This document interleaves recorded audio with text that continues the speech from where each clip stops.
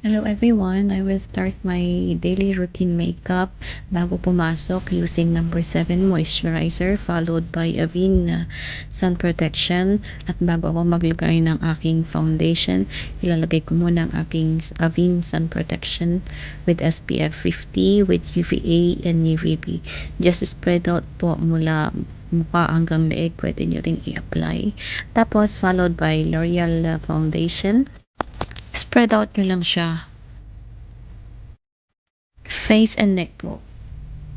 Blend nyo lang siya gamit ng inyong kamay kasi mas maganda, mas prefer ko ang kamay kasi madaling i-blend. Tapos maglalagay na rin ako ng aking concealer. Yan po yung routine ko bago pumasok, maglalagay ng makeup. So nagkagustuhan ko na po or nakagawian ko ng gawing libangan yung makeup pag may makeup. Tapos maglalagay na ako ng aking blusher using Bourjois blusher powder brush. Well, sa pag-makeup naman ay walang rules, depende na lang sa inyong gusto. Tapos maglalagay din ako ng creamy blush or creamy bronze gamit ang number 7 medium shade. Yan ay maganda, para siyang Chanel daw, sabi ng mga customer namin. So nung na-apply ko nga sa mukha ko, ang ganda talaga ng result, parang sunny bronze kiss. Tapos maglalagay na rin ako ng eyebrow gamit ang Bourjois.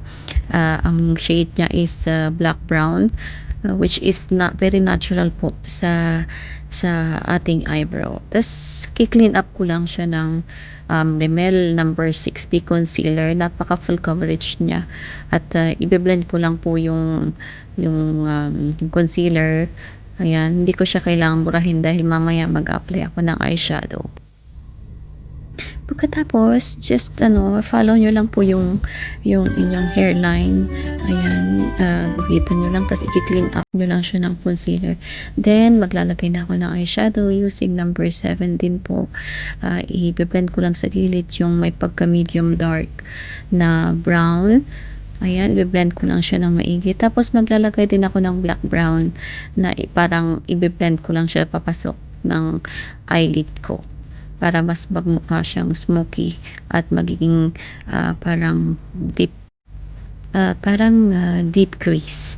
So, para magmukha siyang mas maganda tignan. Tapos, lalagyan ko lang siya ng highlights sa may gitna.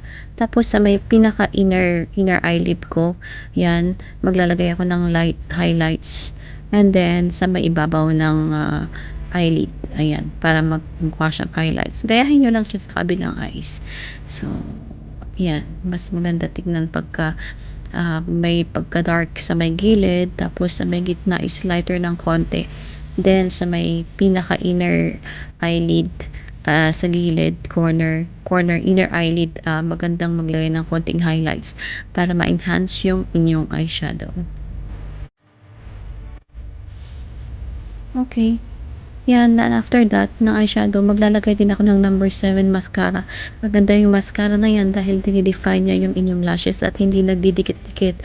At saka volumizing, tsaka thickening din siya. So, all-in-one na siya. Ang ganda talaga ng mascara na to, promise. Sa mga maiiksi ang mga lashes katulad ko, yan ang aking ina-apply kasi maganda talaga yung outcome niya. Then, maglalagay ako ng konting highlights sa may cheek. Ayan, after ng blusher, maglalagay na ako sa mga part na pwede kong i-highlights. And then, ang pinaka-last is yung loose powder ng number 7, which is napaka-transparent with the banana color, yellow tone. Maganda siya dahil hindi nag-iiba yung color ng inyong foundation. At last, yung lipstick ng Bourjois number 33. Maganda pa talaga niyan. Yan na po yung outcome. Thank you so much for watching po.